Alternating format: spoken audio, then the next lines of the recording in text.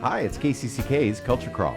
I'm Dennis Green, and my guest today is Julia Jessen from the Cedar Rapids Museum of Art. Julia, welcome. Thank you for having me. Spring has sprung, and you are in the process of showing off a couple of different exhibitions, and then people have an opportunity to get involved in the other ones. Yes, exactly. We'll use that as a tease. Love that. Coming up in a few minutes, but tell me about the two exhibits that you have going up right now. Yeah, so we have just a little bit more time to see these exhibitions that are on view now. So one is from the outside looking in, interior spaces in art, and that's on view until May 3rd. So that's the first. And then the second is Art is the Word, Text in Art, and that's on view until May 17th. Oh, okay. Well, let's start with interior spaces. Yeah. So a lot of times when we think of paintings and things like that, we think of landscapes and outdoor scenes. Of course, Marvin Cohn, we think of the clouds. Mm-hmm. But I am also thinking of his awesome and so creepy door and stair pictures. Yes, absolutely. I'm glad you brought those up because we do have one of those in the exhibition. This exhibition, the idea really started as something to kind of make us stop and really think about these interior spaces, because often the interior space will be just kind of part of the work. Right. And if it's a still life, it's the bowl of fruit on the table and the kitchen door is in the background. Yeah, exactly. And so we know that it's there, but we don't really think about what that interior space is doing. It kind of fades into the background, sometimes as it's intended to do. So this exhibition was really about thinking about some interesting interiors that we have in our permanent collection, pulling those out, putting them together, and thinking about what we can learn, even about the people being represented, about the artist through those interior spaces. As you were putting this together and pulling these out, how did looking at them by focusing on the spaces, how did that help you look at them in a new way, and what new things were suggested to you? Yeah, I think it was really interesting to start to think about the tension that's in some of these works. Interior spaces can have this really interesting kind of introspective quality, and it makes it feel kind of tense, or like in Marvin Cohn's work. Definitely. It feels yes. There's something that has just happened there, but you're not exactly sure what. It's kind of ambiguous. You're really thinking that just on the, just to the left of the frame, something really, really creepy has happened. Yeah, and even in interior spaces that don't have figural presences in them, and we have some in the exhibition that have figures and some that do not, but even in those that do not, sometimes there is still a sense of a presence. And so that's been really interesting to think about and kind of tease out just looking at these different examples from our collection. How many pieces are in that exhibit? Oh, great question. I can't quite remember off the top of my head, but 20 something, I want to say. Yeah. You don't have to number them. I mean, actually, I'm sure they are numbered, but no reason to have to remember those numbers. I know as I was putting the show together, I'm sure I had that number right on the tip of my tongue. Good old number 17. And then text in art, of course, we don't think of the impact of words or text or what that brings to a piece of art. That's also a unique viewpoint, looking at some of the items in the collection. And again, drawn from our permanent collection. And that kind of started, I think, as I was working on other exhibitions and just spending time with the collection. And occasionally ideas will come up as I'm seeing pieces while I'm looking for other things. And I like to try to keep a note of those so that I have them sort of in the back pocket for later. And we have some really interesting pieces in the collection that involve text. So that became the idea that I wanted to tease out and focus on, that idea of text in art and the different ways that it can appear in our collection, but in art in general. Because for some of these artists, the text will be almost kind of a background. It sort of creates a texture in the work. It's used sometimes, typography or something like that is, Yeah. Others really, really think about the text as an element of the composition. They play with the typography. They play with the size, the position, all of that. It becomes an important part in the composition. For some artists, the text is the entire focus of of the work. It is just the text that makes the artwork.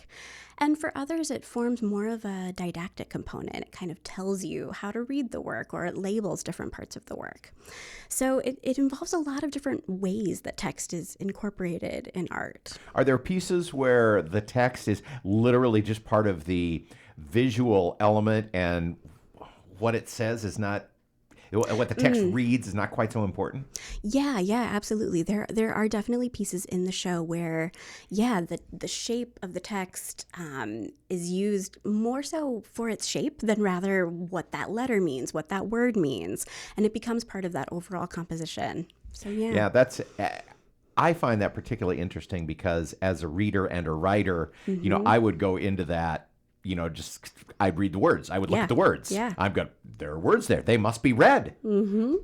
But you probably have to that's really a case where you have to take a step back and say, okay, what do the letters mean in and above what they may actually read? Yeah, absolutely. And it also, it forces us to take a step back and think about even just the shape of the letter and how it can play a role within the work itself. So these exhibits are up, looks like into May. Both of them, yeah. Early May for the interiors and then May 17th for text. So still a little bit of time to get involved in that. Yeah, And then the other thing that we wanted to talk about is you have something very rare, well, not very rare, but somewhat rare, where the museum is concerned. Your next exhibit is you're having an open call for people to get involved in bringing their art. Yeah, absolutely. So we're doing an exhibition in the fall called Threading the Needle, Fiber Art in Iowa. And it is an open call juried exhibition. Submissions are open now, so we're accepting submissions right now, and the submission deadline goes through May 29th. And we've done, open call juried shows before, but nothing quite like this. This is a little bit different for us to really kind of focus in on this umbrella of fiber and solicit submissions from artists in Iowa who are working in a whole host of different mediums that are included within that umbrella.